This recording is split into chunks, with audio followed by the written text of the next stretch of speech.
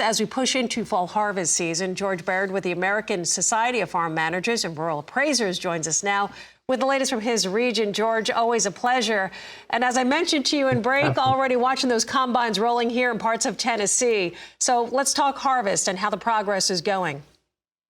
You know, we've made some amazing harvests over the last 3 or 4 weeks. Matter of fact, USDA numbers came out yesterday and showed us, 60% or just under 60%. Which is ahead of our 5-year average of 25% on corn. And soybeans are really cranking up fast. We're at 14% versus 1% over a 5-year average. So well ahead of last year and well ahead of the 5-year average, and perfect weather that we've had combines almost rolling nonstop. So this is going to be some big yields across the country. Yeah, we were a little bit worried given the weather we started the year with, but a lot of my corn yields are coming out 5 to 10, even 15% above long-term averages.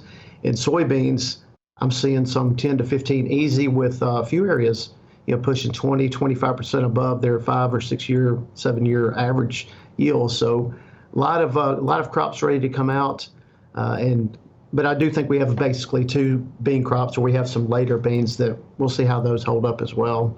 George, what about common crops, that we associate, of course, with the Mid-South? We're talking rice and cotton. What are you seeing there? Rice, we're hearing kind of the same as corn, where we're well ahead of 5-year average. We're just pushing 50% on rice harvest. Yields have been really good, probably 5 to 10% above last year.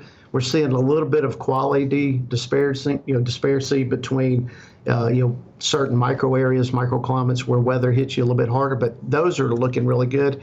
In cotton, it's just still too early to tell at this point. We've got 3 or 4 weeks before we get into the peak of cotton harvest. Any concerns that you have as far as cotton harvest?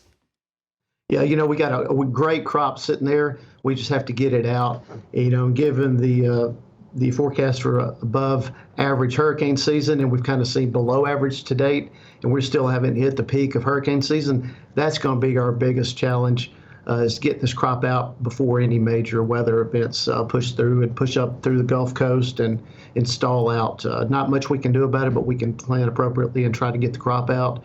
But we have an excellent crop sitting there ready to go. Well, let's hope everything goes in their favor for sure. George, thank you so much for being here. George Baird with the American Society of Farm Managers and Rural Appraisers.